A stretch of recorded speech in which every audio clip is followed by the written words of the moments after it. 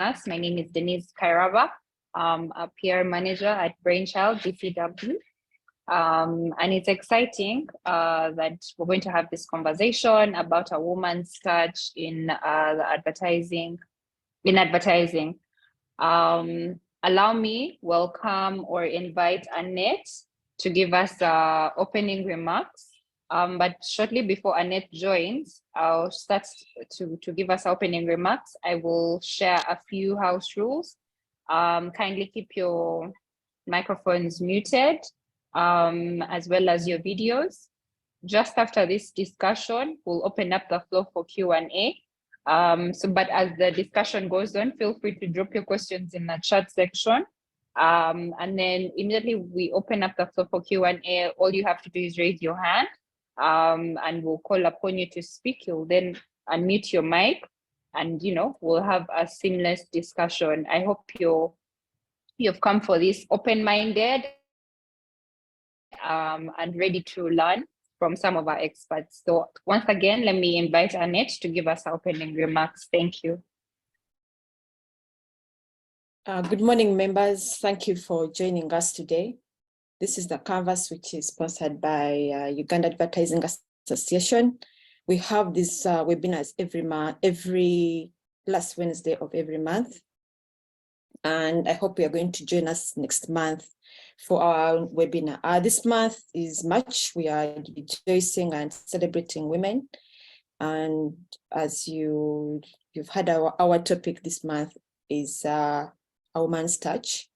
A lot has been prepared for you. So I hand over to Denise to take us over so we dive into today's discussion. Thank you. Okay, thank you, Annette. Just like Annette mentioned, the topic for our topic today is on a woman's touch. Really, what are women bringing to the table in advertising?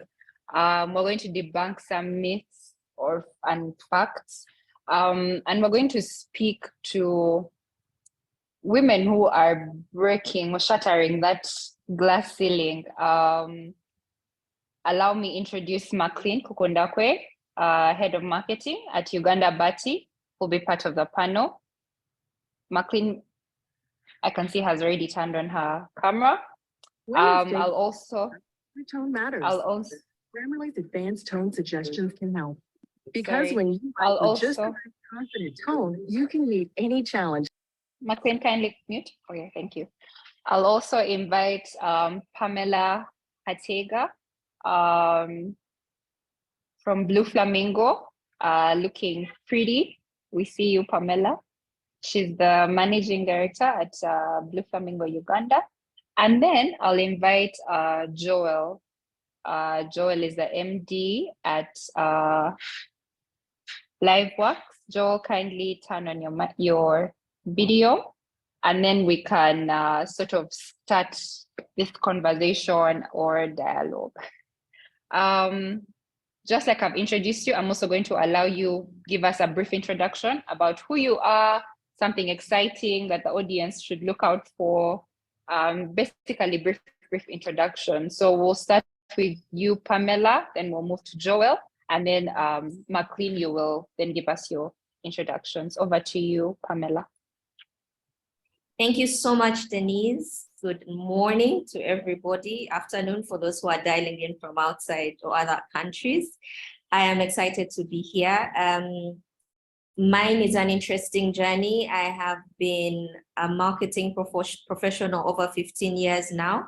I have worked on the agency side and also worked on what we like to call the client side or the corporate side of things. I am passionate about marketing, and I think it's one of the reasons that I kept hopping or crossing sides in a quest for something. And I think as we go along in this conversation, we will unpack what it is that I was searching for and what it is that I eventually found.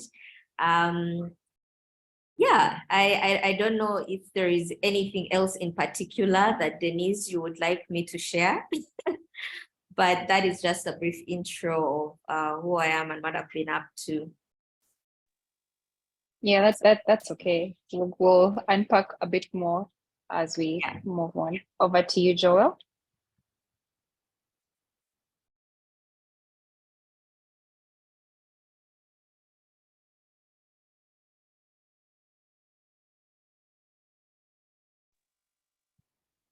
Hi, Joel. Did you hear? We're waiting for your introduction.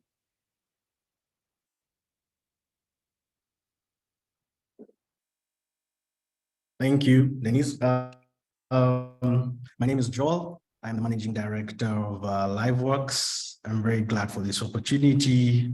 I started out as a wordsmith, which is a copywriter, as a creative, and I've been always fascinated with people's behavior and creating some really exciting campaigns. I've worked with a number of agencies from Metropolitan Republic to Scanner to Fireworks.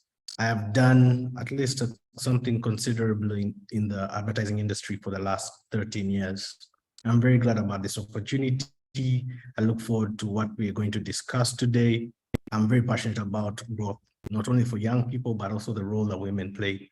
So it's going to be interesting to see what we can come up with today. Thanks. Thank you, Joel. Just for the audience to know, Joel will be wearing the hat of the devil's advocate today. I hope you're comfortable with it as we have our discussion. So I'll invite McLean to give us her introduction before we go into the questions. Thank you, Denise, and good morning, everyone. My name is McLean Kukundakwe. I think just like Pamela had mentioned, I draw my background from the agency side, having started out at Fireworks Advertising and then worked for a couple others, and then moved over to the client side. I'm currently heading the marketing function at Uganda Bati, which is a member of the Safal Group. So looking forward to sharing some more insights in the discussion and engaging with you all. Thank you. Okay, before I start asking questions, Joel, McLean, and Pamela, I would like us I would like you to just flag some of these myths, if it's a fact or a myth. I hope you're ready for that. The first one, in advertising, sex sells. Is that a fact or a myth?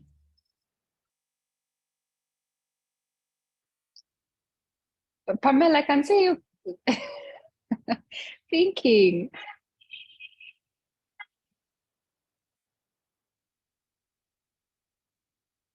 Anyone? Joel, McLean, Pamela, sex sells. Is that a fact or a myth? Feel free to unmute your mic. Call me.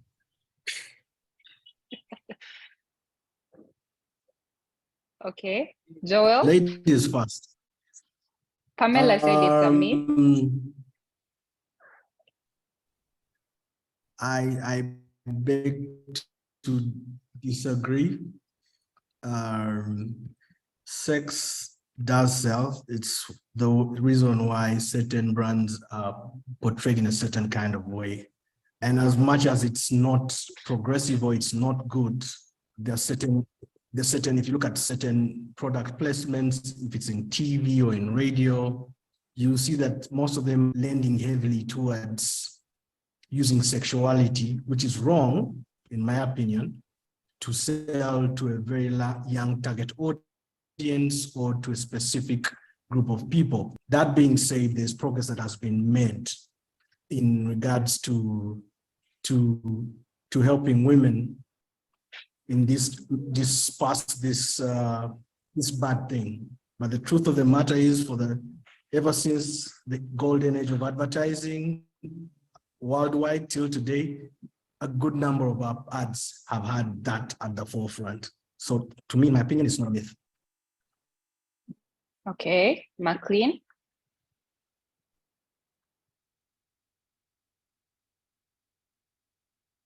McLean, you're muted. Oh, sorry, Okay. Denise. I hope I'm now quite audible. Yes, loud and clear. I think it's something we've cannot shy away from. I think it does sell. Yeah. Okay. The other myth that I want us to... Sorry? Am I allowed to ask a question at this point? Yes, Am I allowed to ask a question? A question to McLean and to Joel. So Yes. I think, and why I was saying I call myth is because I think the need for a product is what sells. While sex attracts, I think sex attracts. I don't think sex sells. I think it's more about fulfilling the actual need for a customer's, whether it is, if I want to drink water, if I want to drinking water and there is, this advert with a very pretty looking lady or a good looking man drinking it suggestively and what, it attracts. But at the end of the day, I call myth because I don't think it sells because of that. I think it attracts, I will try it, but when it comes to selling, I think it's, do I get my thirst quenched? So I'm curious to hear what McLean. So Pamela, you're saying it communicates, it does not sell, yeah? Yeah, it attracts, yes. It builds a curiosity. Yes, I think the ad guys like Joel will be able to explain to us later in the discussion why they will then choose to go the sexy route, yeah? Yeah. For marketing team to be able to achieve its objectives, yeah, at the end of the day. So I do agree with you. It does communicate, but if it does communicate, then ultimately it sells. The ultimate goal is that it will create a sale, probably. So it's a mix of quite a number of elements therein. Okay, I'm going into the other myth. Okay. So that we don't dwell on it. The other myth is the advertising industry is heavily male dominated. Is it a myth or a fact? Fact. A fact. Okay. Okay. Joel? Waiting for Joel to disagree.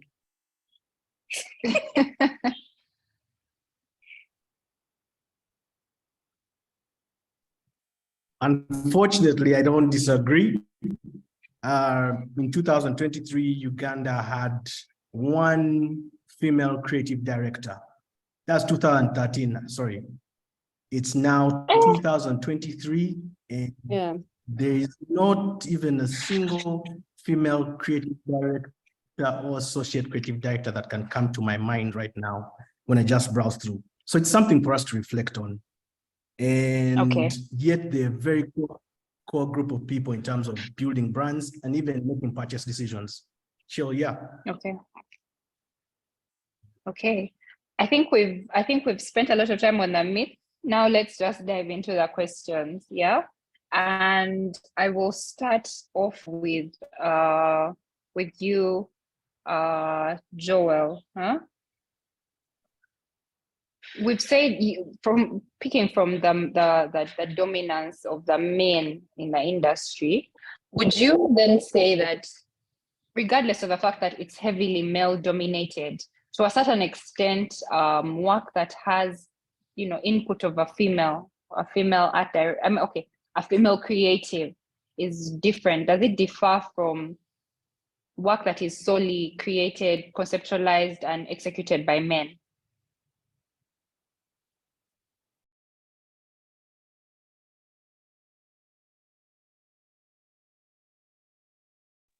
Joel, you're muted. Sorry about that. I don't think so. A good idea is a good idea as long as it's grounded in an insight and the timing and the culture is right. So you'll find that if you're creative and you're sensitive to cultural nuances, you're sensitive to strong consumer or human-driven insights, and you've also got the timing of the environment, a woman's input is just as good as a man's input. I had the privilege of working under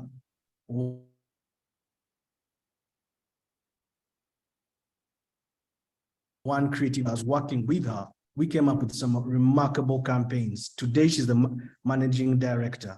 And there were so many other women along the line that are now leaders in their own right that were contributing to these big ideas. And I think if you look internally at other agencies, you can't fail to find those titans or their footprints on all that work. So as long as and they have to be creative. It can be an account manager, a digital creative, a digital strategist. It's about being in touch with what's around, having the right competencies and tools. So yeah, that's what I think. Okay. Pamela and McLean, still picking on this industry being heavily male dominated, what would you say are some of the perks or the disadvantages of working in this industry? What are those things that piss you off, for lack of a better word, because of the dominance of the men? We can start with McLean and then move on to Pamela. Thank you, Denise. I think one, we must not downplay that it's fun working with men as ladies, and having understood that our industry is male dominated, it's good that as ladies we know how to navigate, but the perks are there. One, you're dealing with egos, right? Take a case study of where you have a CD, a creative director that is female, and then you have a team of gentlemen, yeah, that have put their creative skills out there. The moment you start giving feedback, one, they might feel like you are now, stepping on their toes.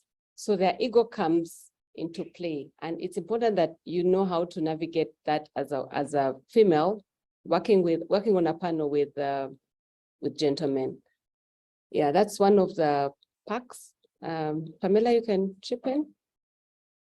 Sure.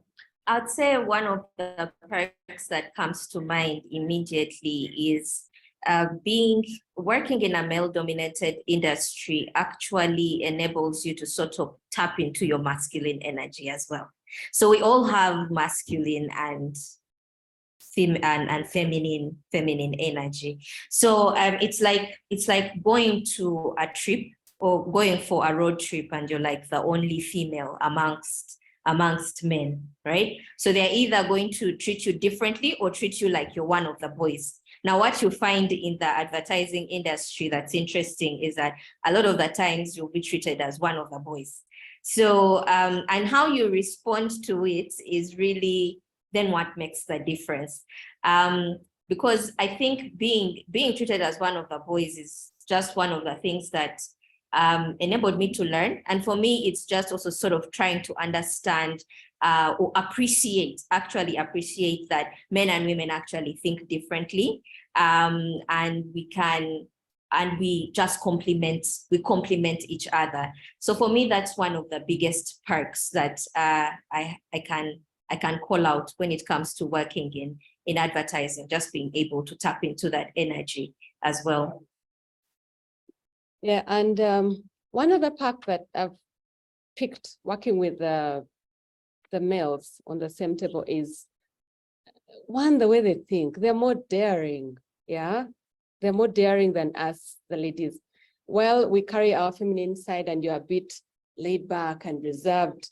The guys are as bold and daring as can be. So it does, just like Pamela said, raise the energies, but also raise the creativity for us as ladies. So it's a plus for us. Okay. I'd like to add just one thing. So there's, yeah, as much as we have some of these things happening, I strongly feel that there's still a lot of work that needs to be done. There's a huge gender bias in the output of advertising and the campaigns that are going out. And I know that there are very numerous factors that can lead to this. But if you have, let's say, for example, if you look at, let's say, some radio TV ads, take for example, TV ads, you'll notice that there's a huge influx of male protagonists vis-a-vis female protagonists.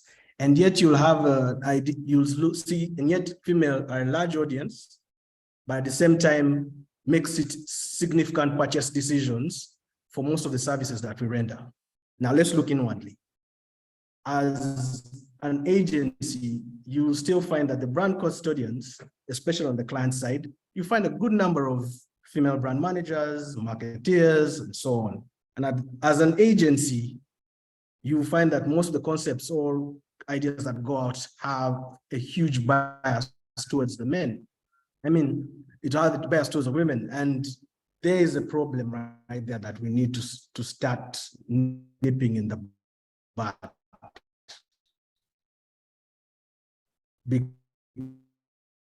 Because we need to empower the women. We need to do certain things that the women need to come together happening right now. Look at it, see that most of them have men protagonists.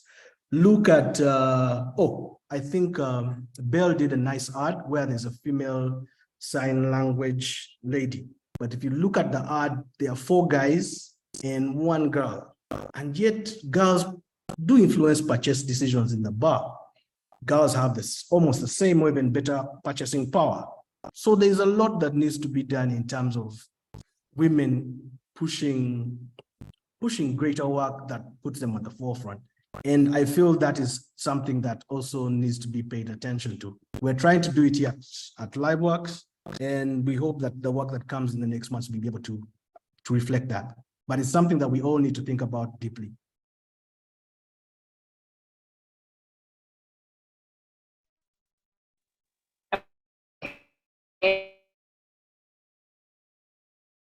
The question that I wanted to share, in your opinion, what, for lack of a better word, that hinders their progress in their career in the advertising industry?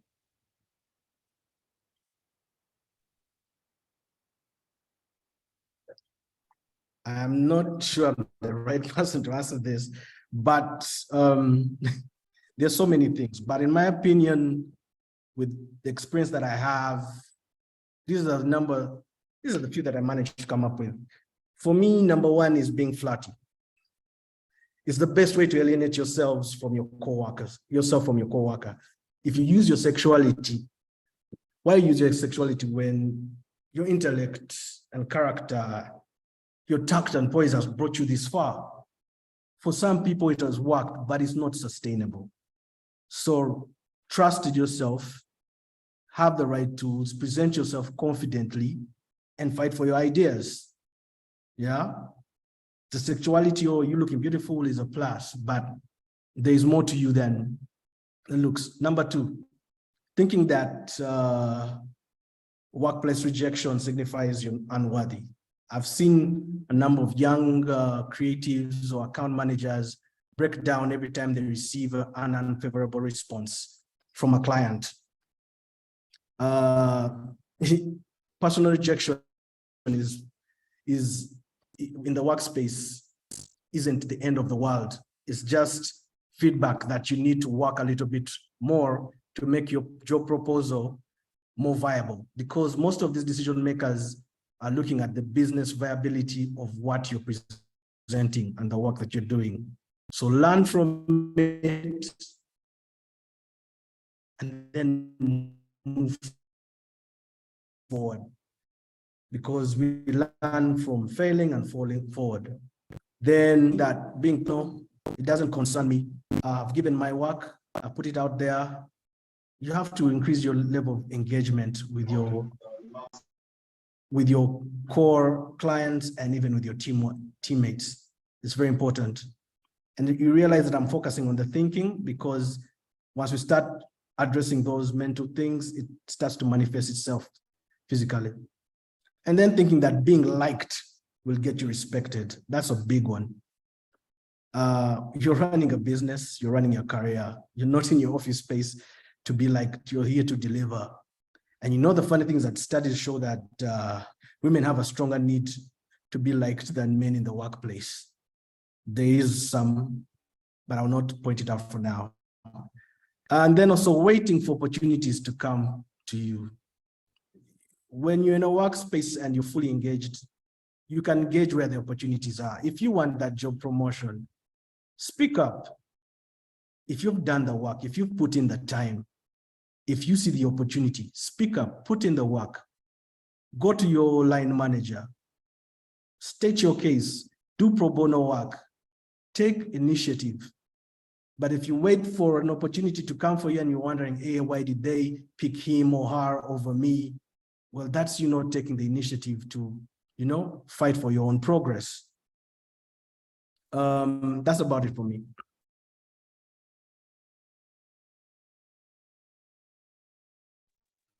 Okay.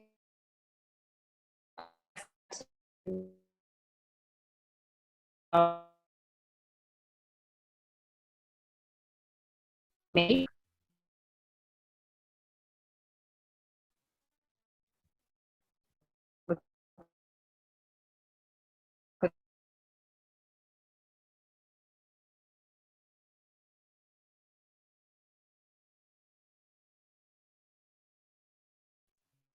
Sorry, did you hear me?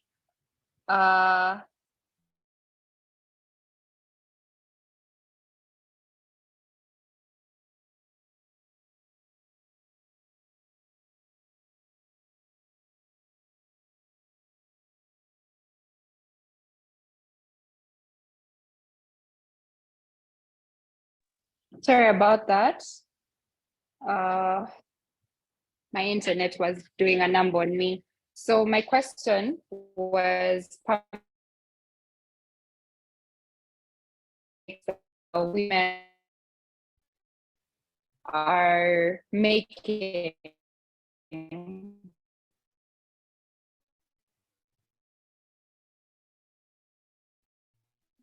Denise, sorry, we can't hear you.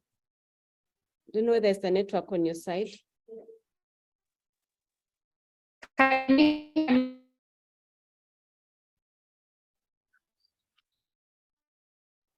Okay.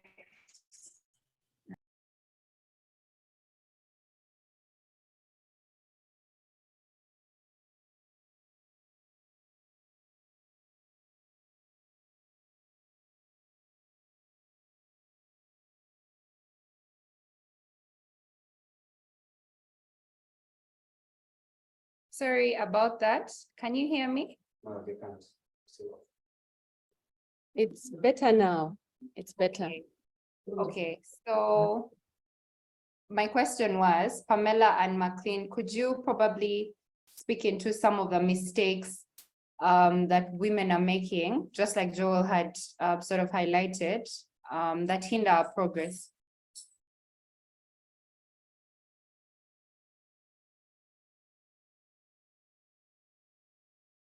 We could start with you, Pamela.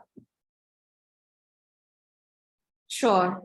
So I think the big one that stands out for me is around thinking that leadership is something that is awarded to you.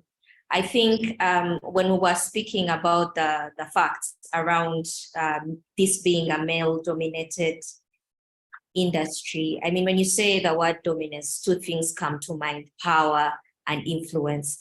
And, you know, while women are taking up roles in the advertising industry, we see that even just by observation, I'd say there is, 6 men to 4 women in the workplace in general, in the advertising space in an ad company.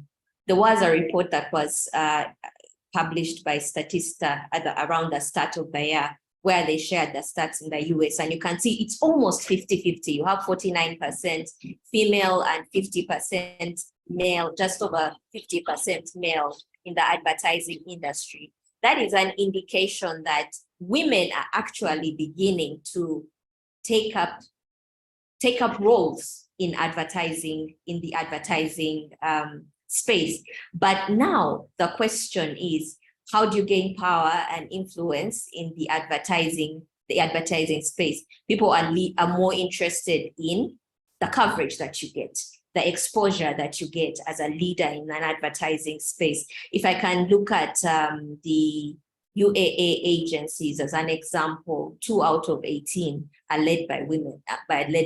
So yeah, it is still a male-dominated space. But what I would say is, it's not for us to wait to say, okay, now you are appointed in a leadership position, like general manager or your MD. Those are titles. I would like to encourage women in the advertising space to do leadership on a personal level. Leadership ideally is really about leadership of self. Just embracing the now and becoming the kind of person that has the things that you want in life, really. So when you think about, your career trajectory and where you'd like to be, sometimes there is someone that you look up to, sometimes you have a role model, and it's just to take off time to spend quite a bit of time in actual personal development and gaining leadership skills. To be a leader is not to have a fancy job title. To be a leader is to just have certain qualities, which you can actually learn, which are available out there. I think just pick up a book, attend a webinar, attend a seminar, start putting yourself out there. If you did a brilliant piece of copy and you're so proud of it, open a blog and start to write about your work, share your work, talk about it, be the first person to take up an opportunity to speak at a conference, teach someone something. Just put yourself out there and learn all these skills. I think one of the most used phrases ever is Google is your friend. This information is out there for the taking. And I think that is one of the biggest things that I have learned over time, that to be able to build dominance or influence or any kind of visibility, you need to invest in yourself and spend time actually growing yourself. So I think one of the biggest things or the biggest lessons or pieces that I would like to share with women in the industry is to just take time picking up those soft skills that everyone thinks are not the most important, but actually are. Okay, Maclean? I think as women, we must break the stereotypes. Yeah, it's a mistake that we are carrying on. You're given a position, you're given something to do. Okay. Okay. Yeah, so you're given an opportunity and then you are failing, and you're failing because you are a woman. So one thing is we must break the barriers, break the stereotypes, push ourselves up the ladder. There's something around building our confidence as women. Have a voice, be seen, be heard. Let us know that it's okay to brag. Very, very okay. Men do it so easily. But as women, we are shy, we hold back, we feel like we must keep to our timid selves. And that is honestly holding us back. So build your confidence, have a voice, be courageous, be seen, yeah? Because this is going to help you push yourself up the ladder. It's okay to be flexible, yeah?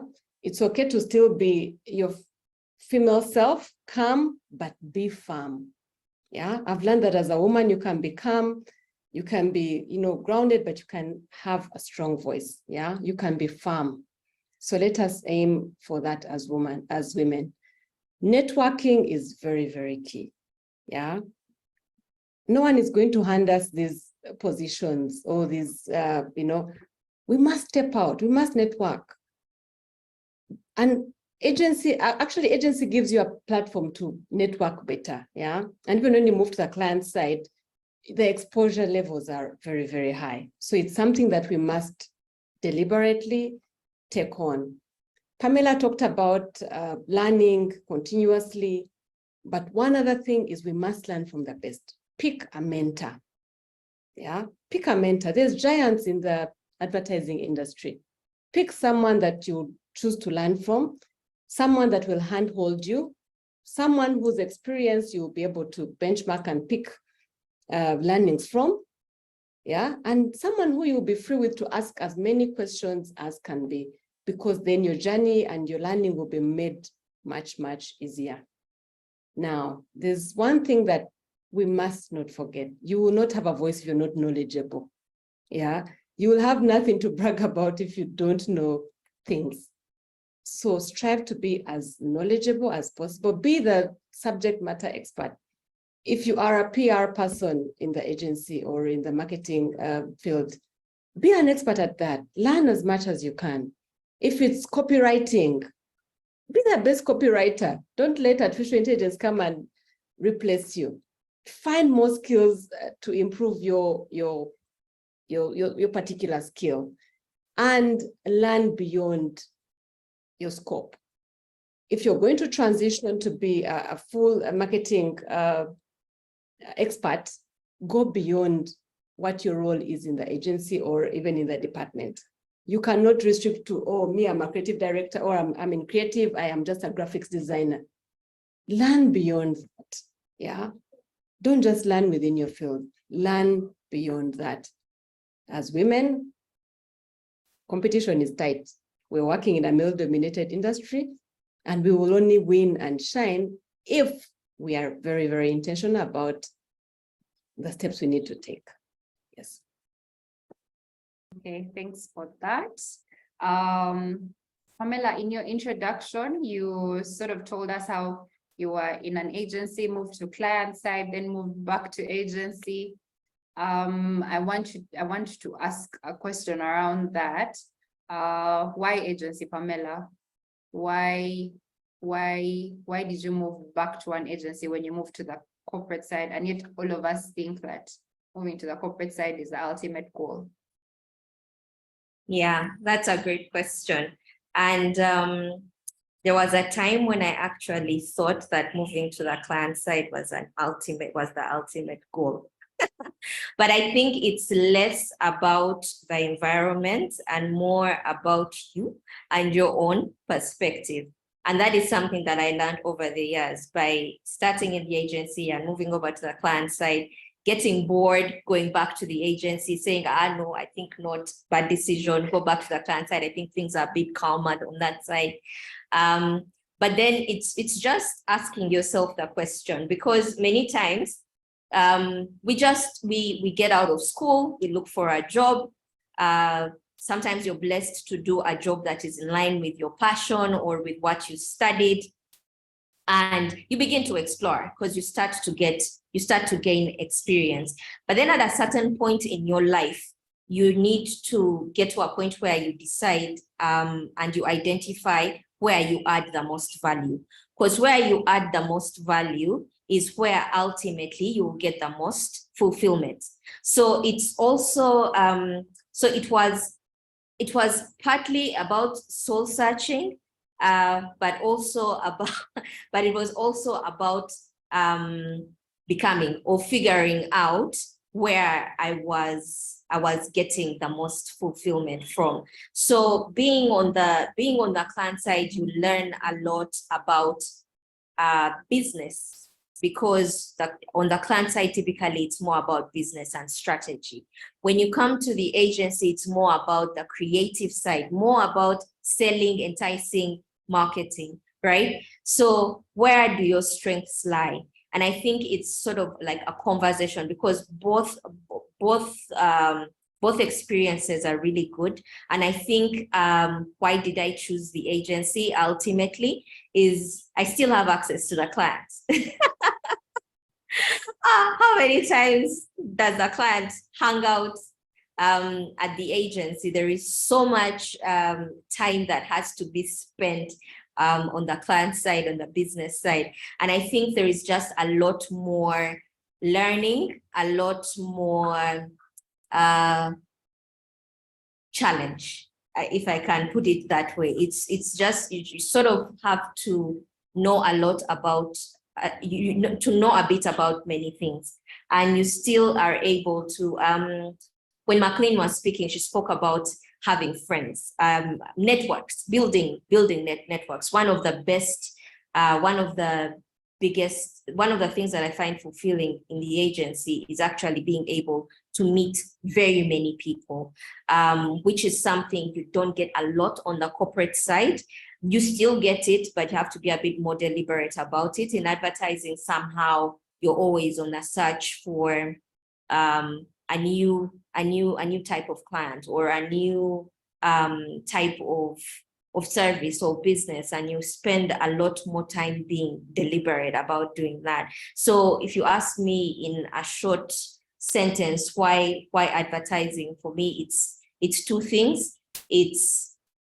I felt like my strengths were adding more value in the advertising industry, and also building networks. I would like to think of myself as a people person. Every time I meet someone, I know there is a reason as to why I met them. If I never see Joel again, I will be shocked. Like, I believe strongly that every time you meet someone, there is a good reason as to why you had an interaction or an engagement with them.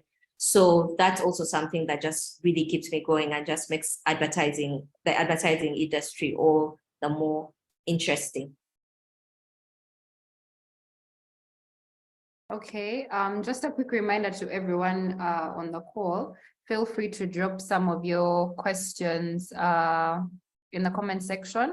I'll read some comments that I can see. Good strategy, Pamela, hanging out with the clients before running back to the agency life. I think they concur with you, Pamela, there. And then another comment was on what Joel said. You're not there to be liked, by Digna. I like what Joel has said. I'm not here to be liked. I'm here to deliver. Very much noted.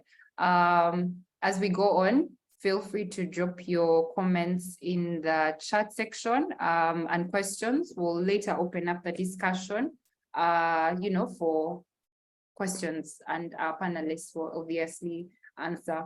I can see McLean dropped off, but I think, Pamela, you can speak into this. In as much as you came back to the agency, when would you say, when is the right time for you to make that jump from agency to corporate? I like that you mentioned that, from the client side, you learn a lot of business, which is vital. So, for that person that's looking to making that jump, or, transitioning to client side, when do you know that this is that time? Yeah. When you can't do the agency anymore. When you just cannot do it anymore. I think, if I'm to share my experience, you see, as human beings, we look at life through filters, right? And the filters through which you view life keep changing as you grow, as you learn, as you gain exposure to various types of things. So for everybody has got their own unique journey. Now, when you are at that point where you feel like you don't feel like you're adding value, you feel like you would really like to explore more, or would like to do more, or would like to change an environment, go ahead and do it. I think, how do you know you're ready? You know you're ready when you feel like you have that craving to get more, right, than what you're currently getting. And it's just sort of guided by what you would like for yourself.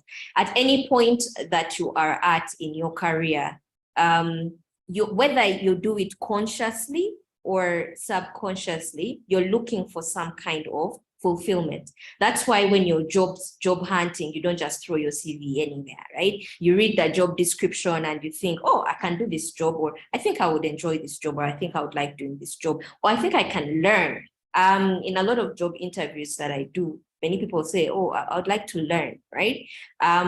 And if you have that hunger and you're feeling like you're ready, then because hunger is what drives you. I think it's one of the biggest motivational elements. When you're hungry, you have a lot more energy to go find what it is that you're looking for. Okay, thanks, Pamela. Joel, we have some gentlemen on the call, and I think they're going to feel a bit neglected, but excuse us, guys. Today we're speaking about a woman's touch. Anyway, Joel, what are some of the things men or guys can borrow from women in how they execute their tasks or in how they do their work in our industry? Yeah, this is a very interesting question, especially for me, even as a team leader at LiveWorks. It kind of hit home because I believe that I'm constantly learning and I'm a work in progress. So there are certain things that I have learned and started to see that women can learn from women. Number one, I think for me is placing value on effective communication. For most men that I've interacted with in different capacities at agencies, communication equals to I've shared information with you. These are my expectations. These are the results. Whereas for most women, I've shared information with you, but there's an interaction phase that takes place. And that's a very core part of effective communication. Information has been shared, but there's an interaction. How do we develop this task that has been put? Where is the back and forth, the feedback? How do we develop into something better? I also noticed this from my wife who works for an agency. I started seeing that she would do it in my home in a very tactful way and see things get done much faster than I would. Yet I was, I've given my instructions. I need to see results. And then versus my expectations, it was just almost like, it's almost like a one-way street. And yet there's an element where there's effective communication. There's an interaction of between the information and the process. So it's something that is very important, not to just communicate, but to connect with the people and inspire them to act. It is something I'm also learning to do. So that's one of the things. The other thing is to collaborate and not to control. As a leader, collaborations pay off more in dividends. And not only is it substantially more valuable than flaunting your authority in a workspace, but it also encourages individual employers to connect and work together out of their different cocoons, especially with this work away from home remotely and all. That some of these things are unavoidable. You have to see how better to approach this. So I've noticed that, yeah, they do collaborate more. Well, as for me, I'd want to exercise control over timelines, over deliverables. So that's one of the lessons you can learn from. Then the focus on empowering others, plus cultivating high emotional intelligence. When you read the room, when you read the temperature, both on the client side and the agency, when you read the room and are able to make sharp decisions in a way that you can manage your emotions and diffuse conflicts or problems that is invaluable in any or divisive in any modern setting. When you think about it, I've seen this in conflict, in crisis moments. And if you notice, if you look down, you'll see some ladies are very good and adept at crisis management, whether it's at a PR event, whether it's a mistake that has happened in production, whether there's a way they'll manage to have a relationship with key players in the room and outside the room remotely. So it's important that we cultivate that emotional intelligence and ensure that, that we use it as a superpower to get things done. And then, of course, there's the big one for me, being a dreamer. I think in 2011, I had the opportunity to interact with Shanice Kachunjira. And at that time, I think she was one of the first digital agencies. Today, that agency is, the Blue Flamingo is in South Africa, Rwanda, Nigeria, Uganda. And Uganda is the founding agency. Do you know how monumental that is for the women's role in advertising? And there are very many other key people or key women. Stella Mporakan of Cleverbox. I've already mentioned, what's her name? Josephine Muvumba, Jane Luther, Nada Anderson. We need to take a moment and look back at what some of these women have achieved and tell these stories. When you're a dreamer and you apply yourself and you've stood the test of time, it is such an inspiring thing for young creatives not to give up, or young agency aspiring executives. We need to tell those stories. I think it was Emeron who said, let me just check, sorry, in my notes, I always write down stuff.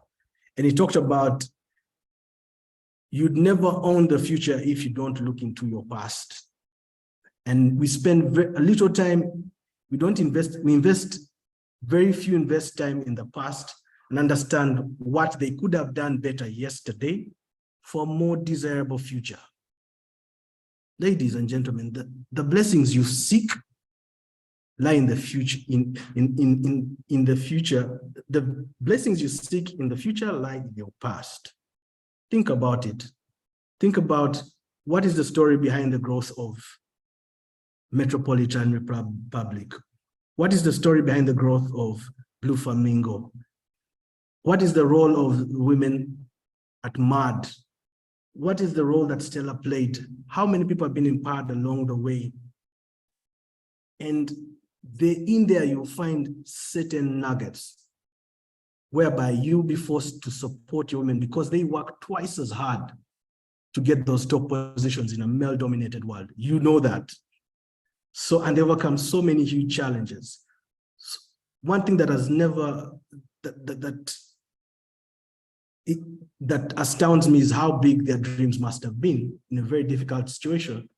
Now things are a little bit easier, and now there's opportunity for more women. I see very many young female creatives and executives. Now is the opportunity because there's a lot of hard work that has been done by the women that led the foundation. So let's look into that and see how we can better ourselves. Thanks.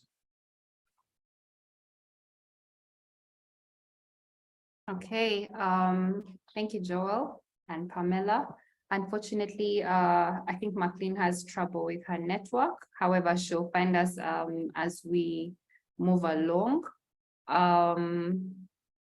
Now that we have, spoken into the myths, spoken into the facts, and also highlighted where women need to improve and what men can pick from women, Joel and Pamela, I'm going to invite you to sort of give your nuggets, really. I know you've been giving nuggets and dropping them all over the place since this conversation started, but if there's anything that you haven't sort of mentioned that a lady on the call or a gentleman, who can empower another lady on the call can just take away from our conversation before we go into the Q&A.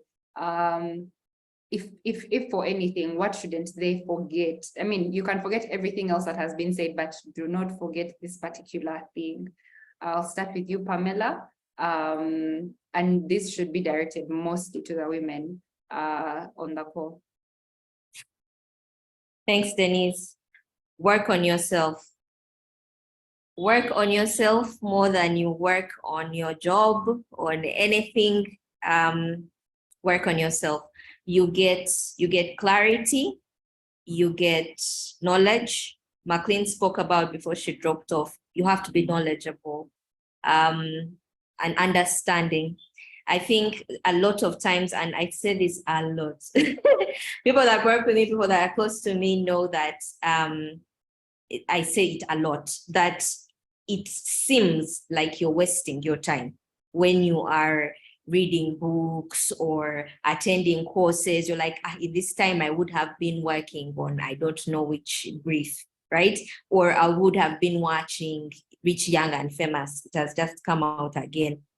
This is not a sponsored post. It's to just agree and understand. If you're to take nothing from this discussion, there is so many challenges that you will face as a woman in advertising, from how do you get work-life balance to, oh my God, advertising, how do you even maintain, how do you look after babies, how do you maintain a relationship, how do you, all of that stuff is figure outable. Just make the decision to work on yourself, whatever it is. Make a list and say, where do I feel like I'm falling short? The books have been written, the seminars are there, year in, year out. Just make it a top priority to work on yourself. Thanks, Pamela. Joel?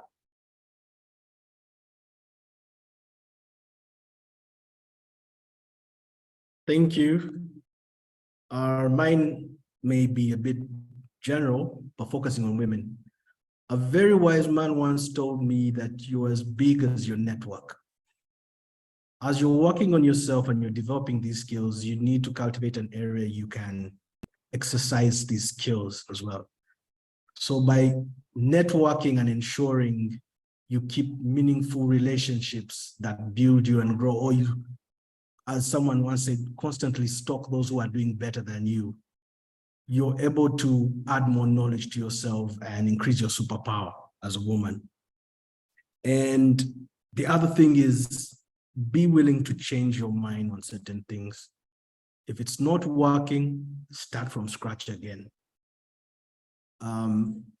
Most times we tend to hold on to key things, our beliefs, or our ideas, and fight for them. And you don't keep an open mind to change and say, okay, I've engaged a group of people in an in-depth research or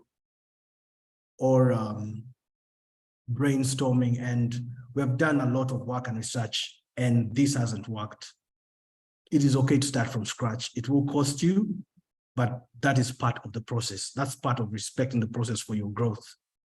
Number two, as a woman, I always say this, life is for sharing. The same thing applies to men. It means nothing to gain all these accolades, all this growth, if you have no one to share it with. All that means nothing if you don't have the love and happiness with which you can share this. We work hard, we go through difficult timelines, we are under pressure most times. If you've worked hard and you've gone through all this, have someone who you can share this with. Just think about it. Life is for sharing. All the great things you'll achieve right now will mean nothing if you haven't shared it with either your family, your loved one, your partner, something like that.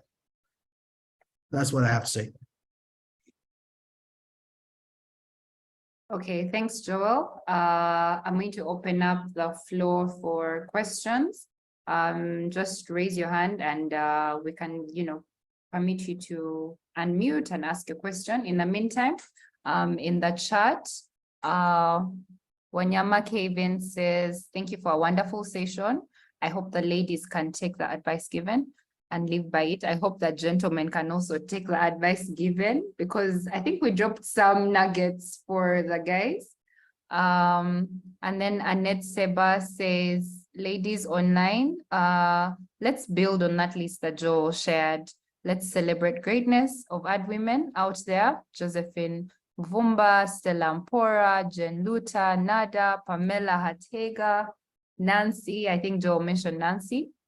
So Pamela, there's a question that was posed to you from Raken. And it was on having second thoughts, like when you were transitioning to the corporate side, or even when you were transitioning back to the agency, did you have second thoughts about this decision? And if you did, how did you go about it? So at that time, I did not have second thoughts. At the time that I left the agency, I knew for sure that I would, that I'd wanted to move on to the corporate client side and explore that as well. But at the end, and I just tried to answer Raken in the chat, but I can also just speak to it and say that if you have a hesitation, there is also a reason for that hesitation. It's not always to just say, I'm not going to sit here and tell you, go, just leave now. If you have a hesitation, I think it's important to actually have honest and candid conversations as to why you are leaving the agency. Because many times, and I've experienced this as well, when someone resigns their job, there is a huge temptation to come up with some kind of reason to leave the job, so that they don't talk you into staying. You just want to leave that job already. So you don't say exactly why you are leaving the job, or you're not completely honest about why you are leaving the job or what it is that you need. And I think when you have the hesitation, it's just, I think that's a still small voice saying you need to talk to someone that you trust, that is not going to judge you, but is also going to counsel you and give you good advice around what is it that you're actually trying to achieve. Are you leaving the agency because you just feel like there is no work-life balance and you feel like there is more of that on the client side? I think this is like the most popular reason. That's why I'm using it as an example. And I can tell you now that, you know, Denise asked me earlier in the webinar, why, you know, are you now seated at the agency? It's interesting that at the time I left the agency, one of the main reasons for leaving the agency was, oh my God, this is all I do. And at that time, I didn't have kids. I was maybe much younger. And now I'm old and I'm back in the agency. It sounds ironic, right? But it was really about learning time management. That was the gap, right? And to be able to just establish, right, is you just think about, do you feel like you're actually adding more value on the agency side? If the answer is yes, then you have no business on the client side. I'll tell you that for free, been there, done that. So if it's about a skill that you sort of need to attain, then you're able to get that advice. So just be really honest about why you want to leave the agency. Okay, thanks, Pamela. I hope we won't have very many people leaving agencies after this conversation. It's interesting this side. For the clients online, no offense. Yeah, so feel free to raise your hand and ask a question, or just drop it if you're shy to ask. I can ask it for you. I wanted to add something to that. Sorry. Yes. And again, this is in regards to second thoughts about leaving. You find that if you're uneasy and you want to grow, then you're on to something. If you're looking for more responsibility or more growth. But as a person, if you feel like you're underappreciated, you're not being paid enough, and some of these may be valid. They are valid when you see business happening. Most cases, you're looking at it in the context of you and not in the context of the business. So you have to see what, I call them superpowers, what things, value addition do I need to put to myself so that it is so clear that the agency or your line manager will not hesitate to look into giving you either more responsibility or giving you that raise. When you start to feel underappreciated and there's no response, take some time to reflect on it and try to, yes, look at it as an individual, but then also look at it in the context of the business and the environment. This again hints back to the emotional intelligence and situational reading. It is something for you to think about, what do I want out of this job? Because if it's the money, it's not going to pan out great. I was once a creative who left an agency for the money. And the money was good, but the fulfillment it was a very difficult time. So, and I was then going for I think work-life balance, but then you start to think that there must be more. So for me at that time, I left for the money. Then I started to realize that I need to do more impactful things for people with my work and not just go for the money. So when I went to another agency, I found myself working for a gaming company, which was a betting company. And it didn't feel very good. I was paid very well. I could drive home and chill on my laptop and do my work and everything. And I'm thinking, not I'm going to a place where I'm being paid more. And I have a little bit of time. I'm calm. So you need to really think about the client, the agency side. That's just my 2 cents.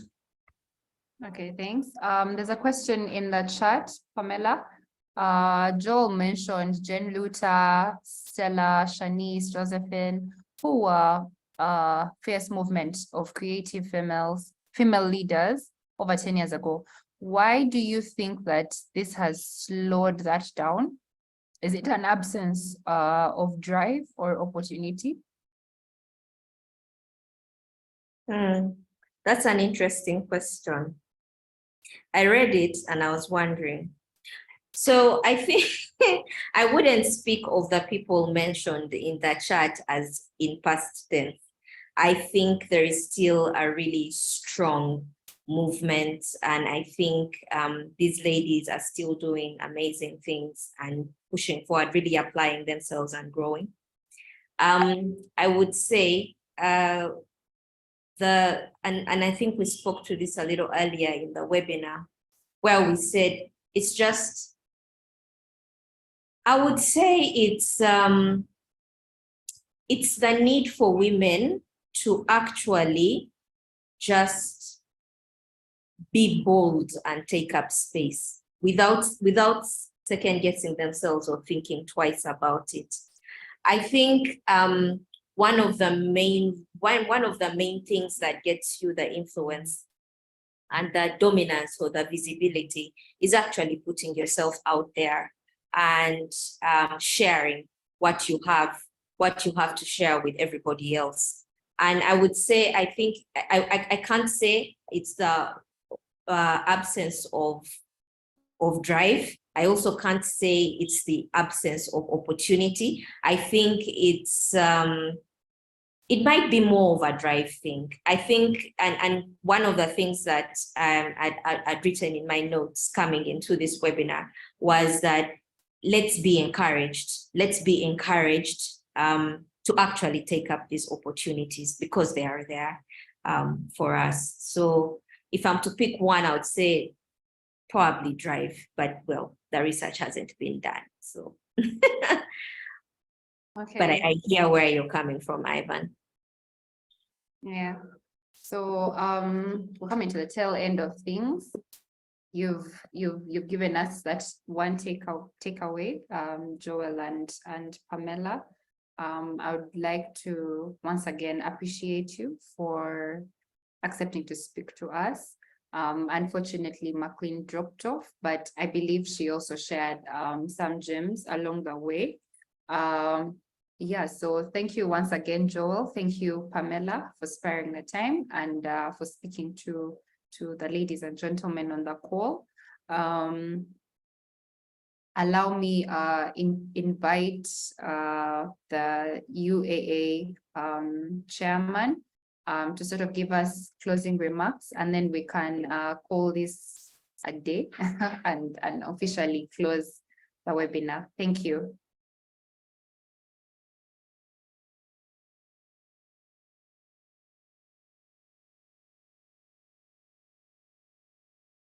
Hi, good people.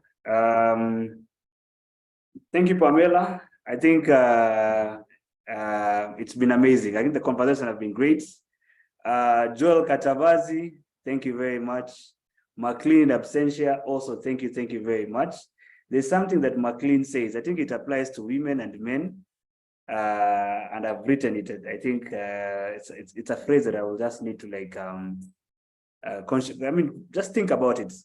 You will not have a voice if you're not knowledgeable. Whether you're a man, woman, if you don't have a voice, if you're not knowledgeable, you will not have a voice. And UAA, Uganda Advertising Association, is here to make sure that our members are knowledgeable, so that we can have a voice in advertising, a voice in marketing, a voice in. So we are giving people knowledge so that we can be able to have a voice in Uganda, in East Africa, and beyond. So I think that is it. Like my vice president said, these are the canvases. They happen every last Wednesday of the month, and we bring exciting conversations like this. So thank you very much, and I wish you all the best. Cheers, and yeah, thank you. Thanks, everyone.